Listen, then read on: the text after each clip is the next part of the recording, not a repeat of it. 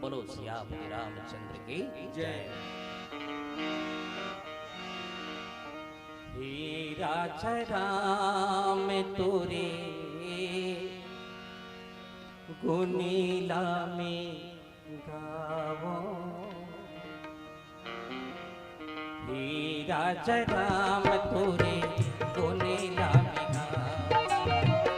हीरा राम तोरे गुनीला में गावो, हीरा राम तोरे गुनीला में गावो, हीरा राम तोरे गुनीला में गावो, हीरा राम तोरे गुनीला में गावो, हीरा राम तोरे गुनीला में गावो, हीरा राम तोरे गुनीला में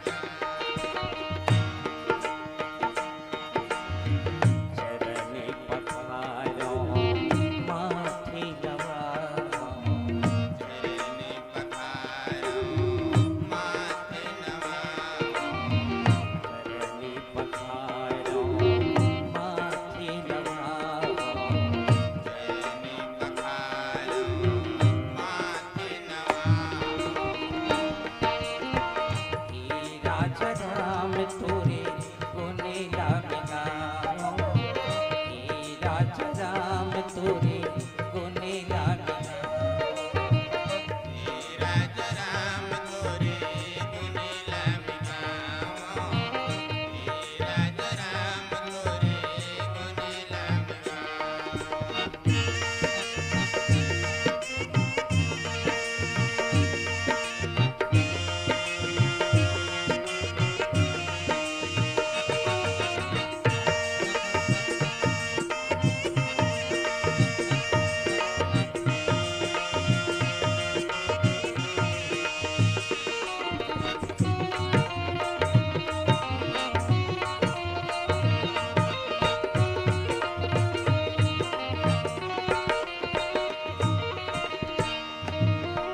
चारों भैया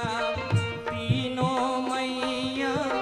महिमा तोरे है भारी, महिमा तोरे है भारी,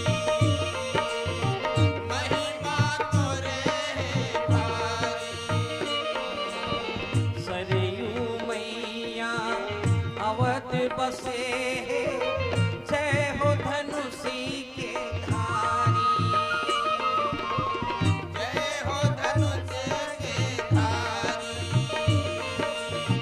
जय हो धनुष के धारी,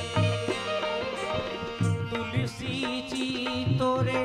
रचना रचे जी, तुलसी जी तोरे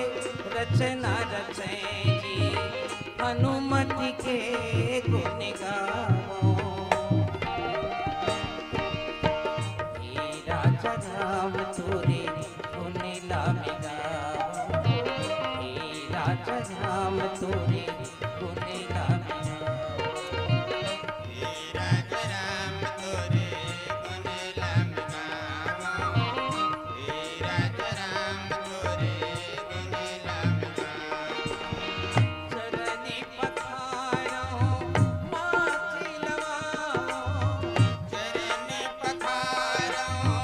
माथे नवाओ, चरनी पखारो माथे नवारो,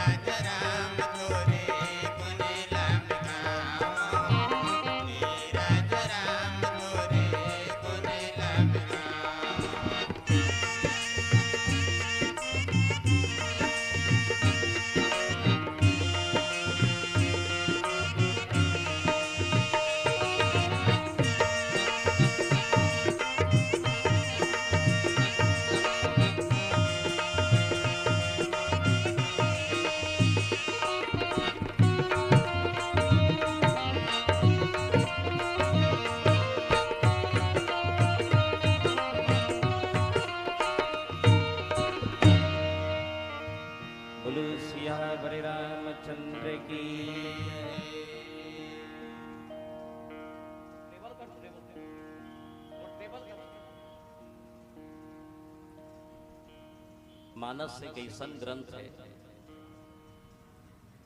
जिन अद्भुत है और अद्भुत के साथ में इला समझ पाना बहुत मुश्किल है।